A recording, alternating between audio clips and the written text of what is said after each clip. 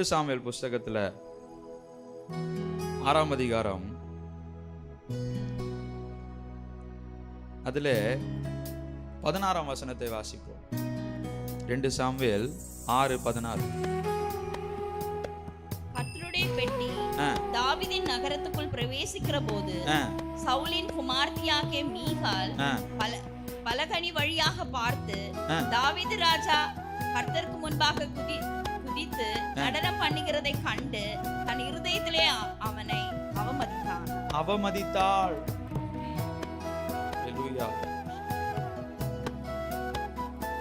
என்ன நடக்குது பாருங்க, அவமானம்.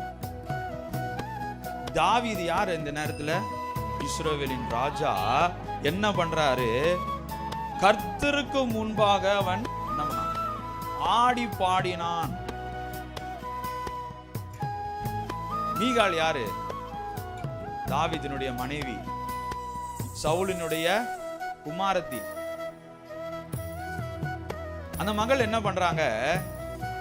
பலகனி வழியா எட்டி பார்த்து தாவீது டான்ஸ் ஆடிட்டு இருக்கிறாரு வெளியில பார்த்து தன் இருதயத்திலே அவனை அவமதித்தாள். வெளியில கூட சொல்லலையா, தன்னுடைய இருதயத்திலே அவனை அவமதித்தாள். அது வேதத்துல எழுதப்பட்டிருக்கிறது. வேதம் எவ்வளவு சத்தியம்! ஹல்லேலூயா! வேதம் எந்த அளவுக்கு சத்தியம்! அவள் வெளியில வாயை திறந்து சொல்லல, யாரோ கேட்டு எழுதல, ஆவியானவர் எழுதினது. தன் இருதயத்திலே அவள் அவனை அவமதித்தாள். இப்படிதான் நமக்கு வரும். கர்த்தரை நாம் துதிக்கும் பொழுது, கர்த்தரை நாம் ஆராதிக்கும் பொழுது, கர்த்தருக்காக நாம் வாழும் பொழுது, கர்த்தருடைய கட்டளைகளை நாம் கீழ்ப்படியும் போது அவமானம் வரும். இருதயத்திலே பல பேர் பலவிதமா நம்மை பத்தி யோசிப்பாங்க. ஆனா அதெல்லாம் நமக்கு கவலை இல்லை. நாம ஆடி பாடி கொண்டுதான் இருக்கணும். ஹல்லேலூயா! தாவீது அவன் ராஜாவா இருக்கிற போதிலும் அவன் என்ன பண்ணா? ஆடி பாடினான். ஹல்லேலூயா! ஏன் தெரியுமா? கர்த்தருடைய சமூகத்துல நாம போனாலே தானாகவே ஆடலும் பாடலும் கொண்டாட்டம் தான். குதூகலம் கொண்டாட்டமே என் இயேசுவின் சன்னிதானத்தில். ஹல்லேலூயா! தானாக வரும். அந்த ஒரு ஆனந்தம் இருக்கிறது. அந்த ஒரு ஆனந்த மகிழ்ச்சி என்பது அது நாம சமீப காலத்துல பார்க்கிற மாதிரி ஊழியக்காரர்கள் நடனம் ஆடி கொண்டிருக்கிறாங்களே, நிறைய பேர் பார்க்கிறோம்ல, டான்ஸ் ஆடிக்கிட்டு இருக்காங்களே யூத்தை வச்சு. அது இல்லை, அது பரிசுத்தமான ஒரு ஆராதனை, பரிசுத்தமான ஒரு துதி. என் நேசர் கர்த்தருடைய பெட்டி போகுது. எவ்வளோ ஒரு அபிஷேகம், எவ்வளோ ஒரு மகிமை அந்த பெட்டியில இருந்தது. தாவீதுக்கு தாங்கல. தாவீதினுடைய மேல அபிஷேகம் இறங்குது. அந்த மனுஷனால தாங்க முடியல. துதித்து ஆடி பாடி ஸ்தோத்திரம், அந்நிய பாஷை பேசிக்கொண்டே போயிருப்பார். ஹல்லேலூயா! அதெல்லாம் இங்க எழுதப்படல, ஆனா அப்படிதானே போயிருப்பார். கர்த்தரை துதித்து ஆடி பாடி ஆராதித்து கொண்டே போயிருப்பார். இந்த விஷயத்தை தெரியாத அவருடைய மனைவி என்ன பண்ணாங்க? இருதயத்தில் அவனை அவமதித்தாள். அப்புறம் பாருங்க, அந்த அம்மா ஒரு வார்த்தை சொல்றாங்க. 20ஆம் வசனத்தை வாசிங்க. அதே அதிகாரத்துல 20ஆம் வசனம். ஆசீர்வதிக்கிறதுக்கு திரும்பும்போது சவுலின் குமார்த்தியாகிய மீகாள் தாவீதிற்கு எதிர்கொண்டு வந்து, அற்ப மனுஷரில் ஒருவன் தன் வஸ்திரங்களை கலட்டி போடுகிறது போல இன்று தம்முடைய ஊழியக்காரருடைய பெண்களின் கண்களுக்கு முன்பாக தம்முடைய வஸ்திரங்களை உரித்து போட்டிருந்த இஸ்ரவேலின் ராஜா இன்று எத்தனை மகிமைப்பட்டிருந்தார் என்றால். பாத்தீங்க எவ்வளவு ஒரு அவமானப்படுத்துறாங்க, எப்படி அவமானமாய் பேசுறாங்க பாருங்க. அவர் என்ன பண்றாரு? எல்லாரையும் ஆசீர்வதிக்க திரும்பும் போது அந்த அம்மா வந்து என்ன சொல்றாங்க? அற்ப மனுஷரில் ஒருவன் தன் வஸ்திரங்களை கழற்றி போடுகிறது போல. எப்பா நீ ராஜா, நீ போய் இந்த மாதிரி செய்யலாமா? நீ போய் இந்த மாதிரி ஒரு ஆட்டம் ஆடலாமா? நீ போய் கர்த்தரை துதிக்கலாமா? ஹல்லேலூயா! அந்த மாதிரி ஒரு கேள்வி அவர்கள் கேட்கிறார்கள். அற்ப மனுஷரில் ஒருவன் தன் வஸ்திரங்களை கழற்றி போடுகிறது போல இன்று நம்முடைய ஊழியக்காரருடைய பெண்களின் கண்களுக்கு முன்பாக நம்முடைய வஸ்திரங்களை உரிந்து போட்டிருந்த இஸ்ரவேலின் ராஜா எத்தனை மகிமைப்பட்டிருப்பார். சரிங்களா? நயவஞ்சகமாய் பேசுகிறார்கள். என்ன சொல்றாங்க அவங்க? லோக்கல் மனுஷன் மாதிரி நம்ம பாஷையில பேசணும். என்ன பேசணும்? ஆஃப்டர் ஆல் ஒரு சாதாரண மனுஷன் மாதிரி நீ வந்து ஒரு டீசென்சியே இல்லாத என்ன பிஹேவியர் இது? ஒரு ராஜா, நீ ரோட்ல நடனம் ஆடிட்டு போற, அதுவும் எத்தனை லேடிஸ் இருக்கிறாங்க, உன்னுடைய வேலைக்காரிங்க இருக்கிறாங்க, அவங்க முன்னாடி எல்லாம் போறியே, இது உனக்கு அவமானமா தெரியலையா? எத்தனை மகிமைப்பட்டிருந்தாருன்னு என்ன அர்த்தம்? எவ்வளவு அவமானப்படுத்தப்பட்டிருந்தார்னு அர்த்தம். எவ்வளவு அவமானப்படுத்தப்பட்டிருப்ப பாருங்க. அந்த அம்மாக்கு, மீகாலுக்கு தாவீதினுடைய அருமையே தெரியாது. தாவீது சிநேகித்தான். அவ வேற ஒருத்தனுக்கு மனைவியா கொடுக்கப்பட்டா, ஆனாலும் அவள் எனக்கு வேணும்னு சொல்லி திரும்ப வாங்கினான். ஆனா இந்த அம்மாக்கு அந்த ஒரு உணர்வே இல்லை.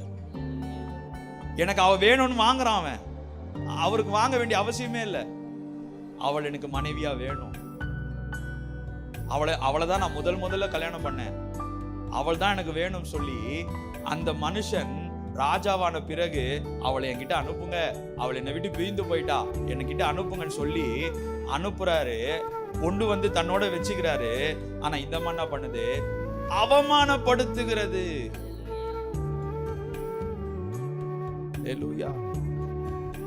அருமை தெரியல. எப்ப அவன் ராஜா திரும்ப என்ன கூப்பிட்டுருக்கானே, என்ன கூப்பிட்டு வச்சிருக்கிறானே, அவன் கூப்பிட வேண்டிய அவசியமே இல்லை, அவன் கூப்பிட வேண்டிய அந்த ஒரு காரியமே கிடையாது. அவன் நினைச்சிருந்தா தனியா வாழ்ந்திருக்கலாம். எவ்வளவு வசதி, அவனுக்கு இல்லாத வசதி, அவனுக்கு இல்லாத வாய்ப்பா. ராஜா அவள் வேணும் சொல்லி அவன் திரும்ப கேட்கலாம். ஆனா இந்த மனுஷிக்கு அந்த எண்ணமே இல்லை, அந்த ஒரு நன்றியே இல்லை. என்ன பண்றாங்க? வந்து இப்படி போய் ஆடுறியே, அசிங்கமா இல்ல உனக்கு? இப்படி 4 பொம்பளைங்க முன்னாடி போய் ஆடிட்டு இருக்கியே, வெக்கமா இல்ல? கேக்குறாங்க. தாவீது ஒரு அவமானம், தாவீது ஒரு அவமானம். எங்க எல்லாரையும் ஆசீர்வதிக்கிறதுக்கு நிக்கிறாரு. இந்த அம்மா சொல்லுது, எப்படி இருந்திருக்கும்? எத்தனை பேர் இருந்திருப்பாங்க? எத்தனை பேருக்கு முன்னாடி வந்து என்ன சொல்றாங்க? தாவீது ஒரு அற்ப மனுஷரை போல எல்லாருக்கும் முன்னாடி வஸ்திரங்களை உரிந்து போட்டு நீங்க ஆடினீங்க, எவ்வளவு பெண் ஊழியக்காரர்கள் முன்பாக ஆடினீங்க, இதனால எவ்வளோ மகிமைப்பட்டிருப்பார். நக்கலா பேசுறாங்க. அருமை தெரியல, தாவீதினுடைய அருமை தெரியல. தாவீதினுடைய அன்பை அந்த மீகாள் உணரவே இல்லை. ஆனா தாவீது இதனால பாதிக்கப்பட்டாரா? தாவீது என்ன சொல்றாரு பாருங்க, ஒரு வசனம், அடுத்த வசனம் வாசிங்க. அதற்கு தாவீது பார்த்து, உன் தகப்பனை பார்க்கிறேன், அவருடைய எல்லா வீட்டாரை பார்க்கிறேன், என்னை இஸ்ரவேலனாகிய கர்த்தருடைய ஜனத்தின் மேல் தலைவனாக கட்டளையிடும்படிக்கு தெரிந்து கொண்ட கர்த்தருடைய சமூகத்திற்கு முன்பாக ஆடி பாடினேன். பாருமா, நான் உனக்காக ஒண்ணு ஆடல, நான் மத்தவங்களுக்காக ஆடல. உன்னுடைய தகப்பன் வீட்டார் அனைவரின் பேரும் அவங்களையெல்லாம் புறக்கணிச்சு என்ன ராஜாவா தெரிந்து கொண்டாரே, அவருக்கு முன்பாக நான் ஆடி பாடினேன். இது எனக்கு அவமானமே கிடையாது. கர்த்தரை சேவிக்கிறதுல 4 பேர் 4 விதமா பேசுறாங்களா? பரவாயில்ல, பேசட்டும். சொந்த குடும்பத்தாரை அவமானப்படுத்துறாங்களா? பரவாயில்ல, படுத்தட்டும். ஏன்? எவ்வளோ தகுதி உள்ள ஆட்கள் இருக்கும் போது தகுதி இல்லாத என்ன தமக்கு ஊழியக்காரனை தெரிந்து கொண்டாரே, நான் ஆடி படம் என்ன பண்றது? சொல்லுமா, ஆடி படம் என்ன பண்றது? உன் கூட படிக்கிற பசங்க எத்தனை பேர் இருக்காங்க? எவ்வளவு பேர் இருக்கிறாங்களே. ஏன் உன்ன ஆண்டவர் இந்த சபைக்கு அனுப்புனாரு? யோசிச்சு பார்த்திருக்கியா என்னைக்காவது? ஏன் உன்னை மட்டும் இந்த இடத்துக்கு அனுப்புனாரு? அதுக்காக நீ என்ன பண்ணணும்? ஆடி பாடிக்கிட்டே இருக்கணும். எத்தனையோ பேர் என் தெருக்கள்ல இருக்கிறாங்க, எவ்வளோ பேர் என்னோட தகுதி உள்ளவர்கள் இருக்கிறாங்க. ஆனா என்னை தன்னுடைய சபையில சேர்த்தாரே, அதற்கு நான் ஆடி பாடாமல் என்ன செய்ய முடியும்? நான் ஆடி பாடுவேன். அதற்காக நீங்க அவமானப்படுத்துங்கப்பா, அதற்காக நீங்க அசிங்கப்படுத்துங்கப்பா, அதற்காக நீ பிஹேவியர் இல்ல, மேனர்ஸ் இல்ல, உனக்கு ஒண்ணுமே இல்ல, நீ எல்லாம் ஒரு ஆளா? நீ உன்னுடைய ஸ்தானம் எங்க இருக்குது? நீ போய் இப்படி லோக்கல் பையன் மாதிரி ஆடிட்டு இருக்கியே. ஆடுவேன், நான் துதிப்பேன், நான் பாடுவேன், நான் வாழ்வேன், என்ன வேணாலும் நினைச்சிட்டு போட்டோம். தாவீது தான் சொல்றாரு, எம்மா நான் உனக்காக ஒண்ணு ஆடலம்மா, நீ என்னத்துக்கு கவலைப்பட்டு இருக்க? கர்த்தருக்கு முன்பாக உன் தகப்பனை வீட்டாரை பார்க்கிலும் அவருடைய எல்லா வீட்டாருக்கு என்னை இஸ்ரவேலின் மேல் ராஜாவாக அபிஷேகம் பண்ணாரே, அவருக்கு முன்பாக நான் ஆடி பாடுறேன். நான் தகுதி கிடையாது, ஆடுக்கு பின்பாக ஓடிக்கொண்டிருந்தேன், ஆடுக்கு மேய்ச்சி கொண்டிருந்தேன். உன் தகப்பன் வீட்டாரை பார்க்கிலும் நான் தகுதி உள்ளவன் அல்ல, ஆனாலும் உன் தகப்பனையும் உன்னுடைய எல்லா வீட்டாரை பார்க்கிலும் என்னை இஸ்ரவேலின் மேல் ராஜாவாக அபிஷேகம் பண்ணினாரே, அவருக்கு முன்பாக நான் ஆடி பாடினேன். அவருக்கு முன்பாக நான் ஆடி பாடினேன். தகுதி இல்லாத என்னை அழைத்தாரு, தகுதி இல்லாத என்னை அபிஷேகம் பண்ணினாரு, தகுதி இல்லாத என்னை அவர் ஊழியம் என்ன சாதாரண விஷயமா?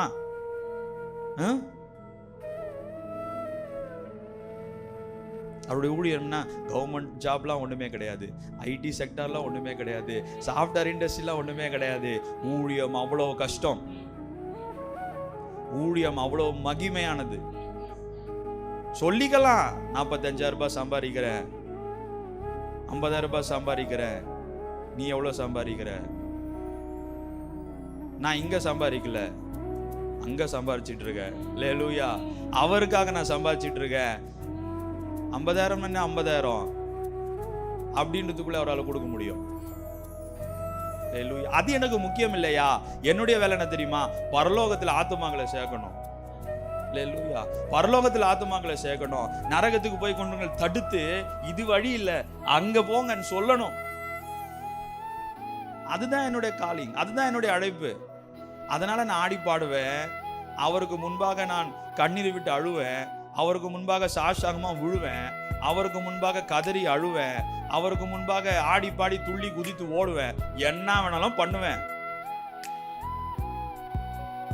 ஏனென்றால் தகுதி இல்லாத என்னை அவர் அழைத்தார். சரிங்களா? அப்போ தாவீது சொல்ற, நான் ஆடி பாடணும். உண்மைதான். அடுத்த ஒரு வசனம் ரொம்ப அழகா சொல்றாரு, இதை பார்க்கிலும் 22ஆம் வசனம் பாருங்க. இதை பார்க்கிலும் இன்னும் நான் ஈசனும் என் பார்வைக்கு அற்பமும் ஆனேன், அப்படியே நீ சொன்ன பெண்களும் கூட மகிமையாய் விளங்குவேன். பாத்தீங்களா? இதை பார்க்கிலும் நான் ஒண்ணுமே கிடையாது, நான் ஆடி பாடினேன். இதை பார்க்கிலும் இன்னும் நான் நீசனும் என் பார்வைக்கு அர்ப்பணமாவே ஒண்ணுமே கிடையாதுமா. நான் நீ என்னமா சொல்றது நான் லோக்கல்னு? நானே சொல்றேன் நான் லோக்கல் தான். அதான் சொல்றாரு, இதை பார்க்கிலும் இன்னும் நான் நீசனும் என் பார்வைக்கு அர்ப்பணமாவேன். என் பார்வைக்கு நான் ஒன்றும் கிடையாது. தாவீதினுடைய தாழ்மை, தாவீதினுடைய தாழ்மை, அந்த மனுஷனுக்கு இருந்த தாழ்மை. அதனால்தான் தேவன் சொன்னார், என் இருதயத்துக்கு ஏற்றவர். எந்த அளவுக்கு அந்த மனுஷன் தன்னை தாழ்த்துறாரு பாருங்க. ஒரு ராஜா தானே சொல்றான், இதை பார்க்கிலும் இன்னும் நான் எவ்வளவு கேவலமா என்ன நினைச்சாலும் நினைக்கட்டும். அதான் சொல்றேன், இவனுக்கு வாழறதுக்கே தகுதி இல்லை, சொல்லட்டும். அதான் சொல்ற, இதை பார்க்கிலும் இன்னும் நான் நீசனும் என் பார்வைக்கு அர்ப்பணமாவேன். ஏன் தெரியுமா நான் அர்ப்பணமாவேன்? நான் அப்படிதான், நான் அப்படிதான். ஆனா என்ன தெரியுமா சொல்றாரு, என்னை நான் தாழ்த்தும் போது நீ சொன்ன பத்தியா பெண்களுக்கு முன்பாக எப்படி அசிங்கமா ஆடிட்டு இருக்கேன்ட்டு, அவர்களுக்கு முன்பாக மகிமையாய் விளங்குவேன். ஏன் தெரியுமா? நான் அல்ல, எனக்குள்ள இருக்கிற கிறிஸ்து மகிமையா விளங்குவார். அல்லேலூயா. நீ சொல்றமா நான் ஆடி பாடுறேன்னு சொல்லி, ஆனா நானா ஆடி பாடல. எனக்குள்ள இருக்கிற ஆவியானவர் என்னை ஆட வைக்கிறாரு, எனக்குள்ள இருக்கிற ஆவியானவர் என்னை பாட வைக்கிறாரு, எனக்குள்ள இருக்கிற ஆவியானவர் என்னை ஆராதிக்க வைக்கிறாரு, எனக்குள்ள இருக்கிற ஆவியானவர் என்னை நடத்த வைக்கிறாரு. அவர் செய்யறாரு. நான் என் பார்வைக்கு நீசனும் அர்ப்பணம் தான். நீ சொல்றல யார் யாருக்கு முன்பாக எப்படி அசிங்கம் ஆடிட்டு இருக்க, யார் யாருக்கு முன்னாடி அவமானப்படுத்தப்பட வைப்பார், அவங்களுக்கு முன்பாக நான் மகிமையா விளங்குவேன். நீ சொன்ன அந்த பெண்களுக்கு முன்பாக நான் மகிமையா விளங்குவேன். ஏன் என்று சொன்னால், நான் ஆராதிக்கிற தேவனுக்கு முன்பாக நான் ஆடி பாடுறேன். அல்லேலூயா. அதுதான் தாவீது சொன்னது. உனக்கு என்னடி தெரியும்?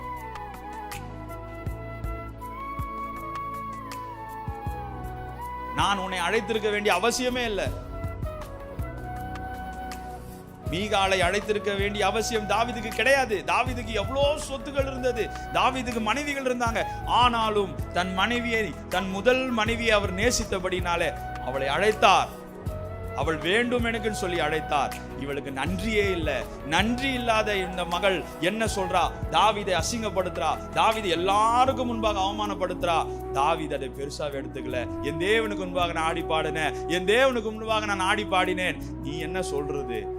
இன்னும் நான் நீசன், என் பார்வைக்கு அர்ப்பணமாவேன். நீ ஒன்னும் எனக்கு சர்டிபிகேட் கொடுக்க வேண்டாம், நான் எப்படின்னு எனக்கு தெரியும். அல்லேலூயா. ஆனால் நான் மகிமையை விளங்குவேன்.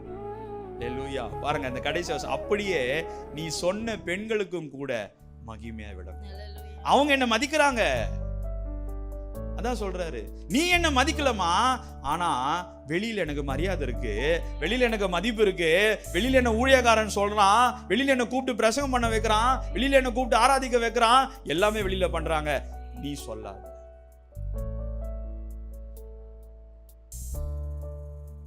அல்லேலூயா. அந்த பெண்களுக்கு மத்தியில நான் எப்படி விளங்குறேன்னு எனக்கு தெரியும். நான் மகிமையா தான் விளங்குறேன். அல்லேலூயா. இன்றைக்கு கர்த்தரை சேவிக்கிறதுனால அவமானம் வருதா? நேசிச்சு ஒருத்தரை, நான் குடும்பத்தாரையோ சரி யாரா இருந்தாலும் சரி, நான் ரொம்ப நேசிச்சேன், ஆனால் எனக்கு மிஞ்சிறதெல்லாம் அவமானம் தான். நான் செய்யற நன்மை எவ்வளோ, இந்த குடும்பத்துக்காக நான் உழைக்கிறேன், திரும்ப எனக்கு என்ன கிடைக்குது? அசிங்கம் தான். நீ என்ன பண்ற? குடும்பத்துக்கே சாபம், நீ குடும்பத்துக்கே அவமானம் நீ சொல்றாங்களா? பரவாயில்ல, மகிமையா விளங்குவோம். அல்லேலூயா. மகிமையா விளங்குவோம். ஏன் தெரியுமா? கர்த்தருக்கு முன்பாக நாம் ஆடி பாடணும். அதுதான் ஒரே ஒரு கட்டளை. என்ன தெரியுமா? கர்த்தருக்கு முன்பாக ஆடிப்பாடு.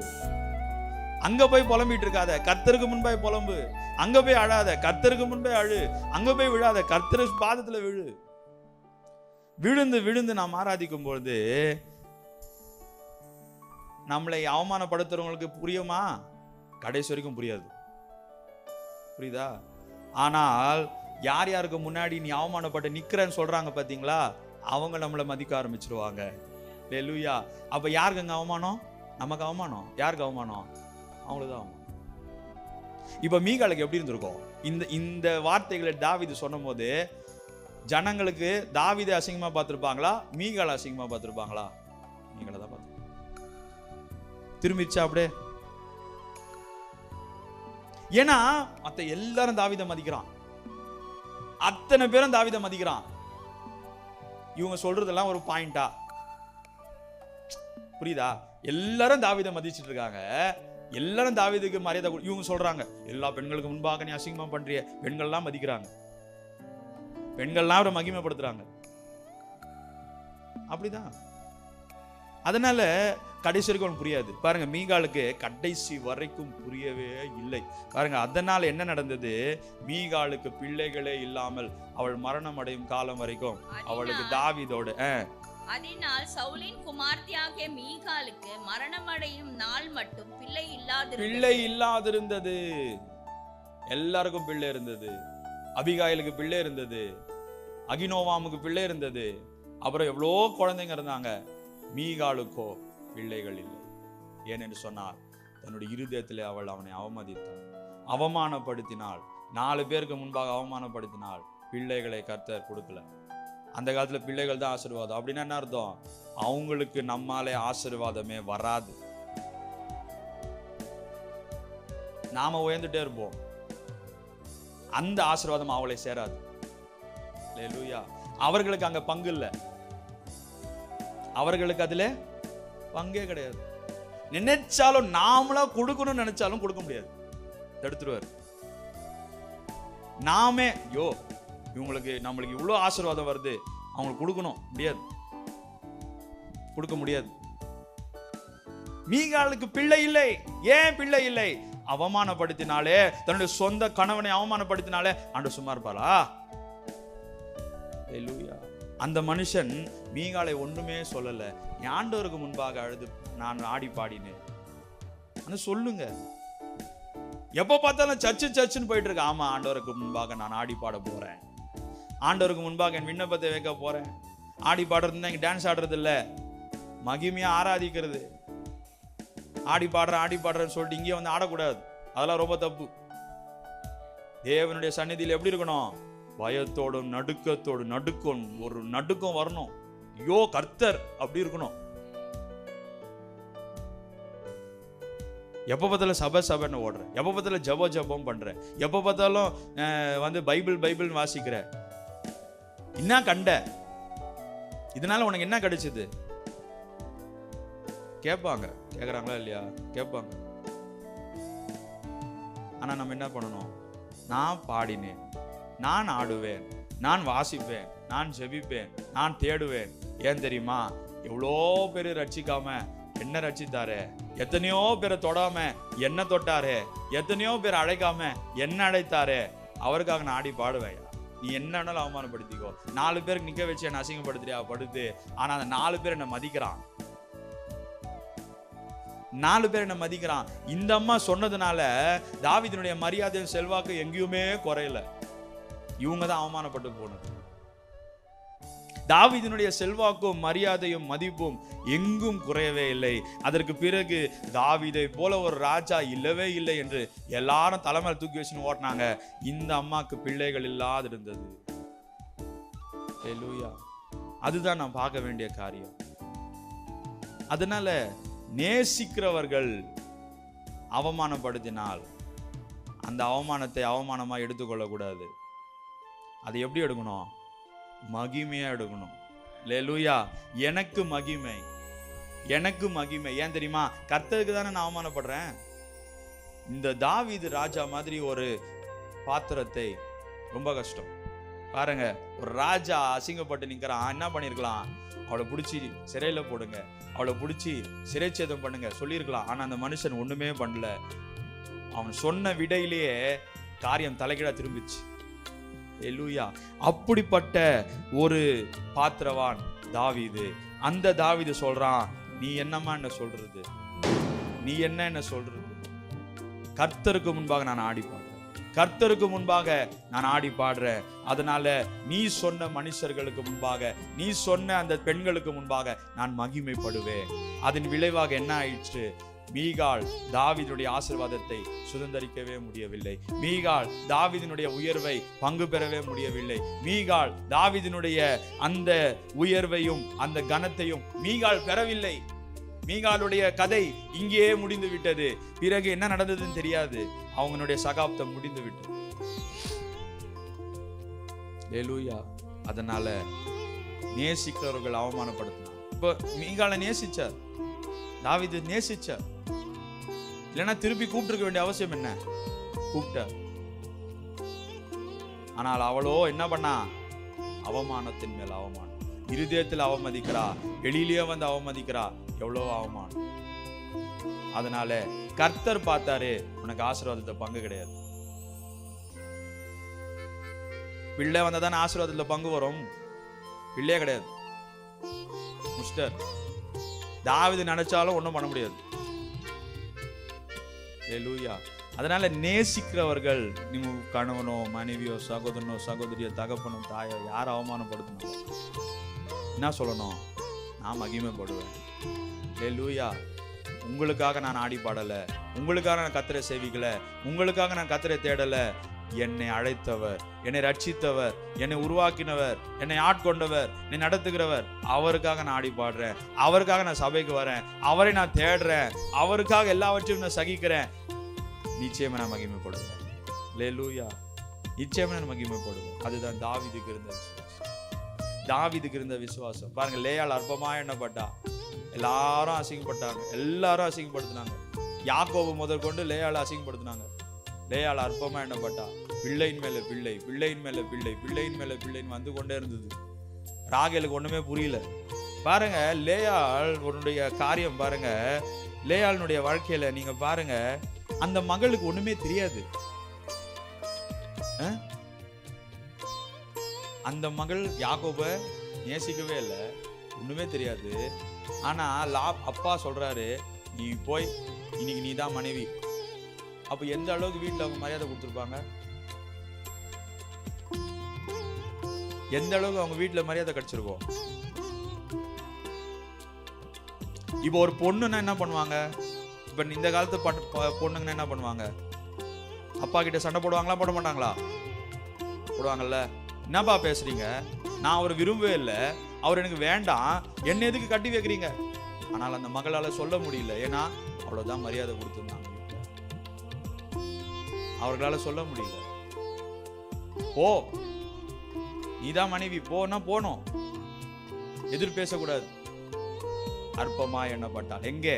தகப்பன் வீட்டிலேயே அற்பமா எண்ணப்பட்டான். அதனால என்ன நடந்தது? கர்த்தர் ஆசீர்வதிச்சுட்டே வராரு. 4 குழந்தைங்க வரிசையா வருது. தங்கச்சிக்கு ஒண்ணுமே புரியல, என்ன நடக்குதுன்னே புரியல. யாக்கோபு கிட்ட போய் கேட்கறாங்க, பிள்ளை கூட நானா கடவுளா பிள்ளை கொடுக்கறதுக்கு? கர்த்தர் தானே அடிச்சு வச்சிருக்கிறார், என்கிட்ட வந்து கேட்கிற. அல்லேலூயா. அதோட நின்றுதா? லேயாள் தான் பிதாக்களுடைய கல்லறையில சென்றவள். ராகேல் போகலையே, ராகேல் போகவே இல்லை. ராகேல் எங்க அடக்கம் பண்ணப்பட்டா? பெத்லகேம் வழியிலேயே முடிஞ்சிச்சு. லேயாள் எங்க போனா? ஆபிரகாம், சாராள், ஈசாக்கு, ரெபேக்காள், அங்கே லேயாள் போனா. அல்லேலூயா. லேயாள் தான் பிதாக்களுடைய கல்லறைக்கு சென்றவள். ஏன்?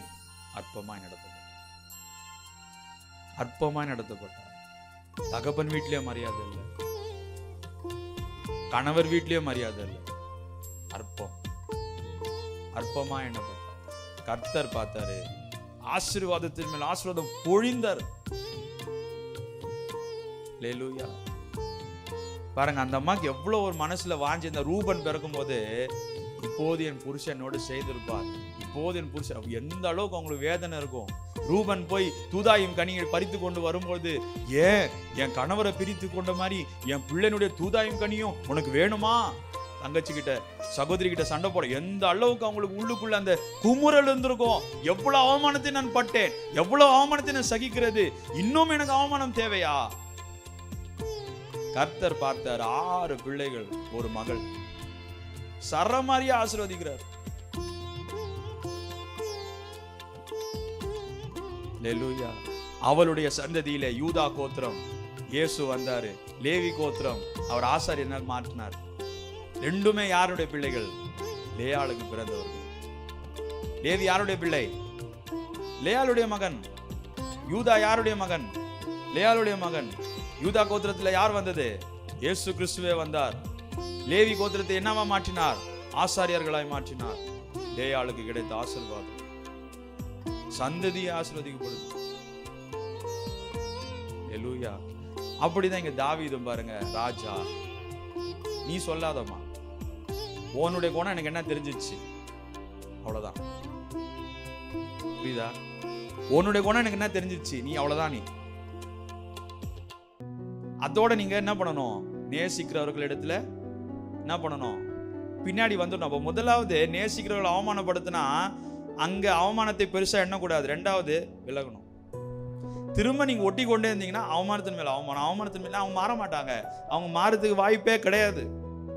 ஏன்னா உங்களை அற்பமாய் பார்க்க ஆரம்பித்த கண்கள் உங்களை கடைசி வரைக்கும் அது அற்பமா தான் பார்க்கும். அது மாறவே மாறாது. அதனால என்ன பண்ணணும்?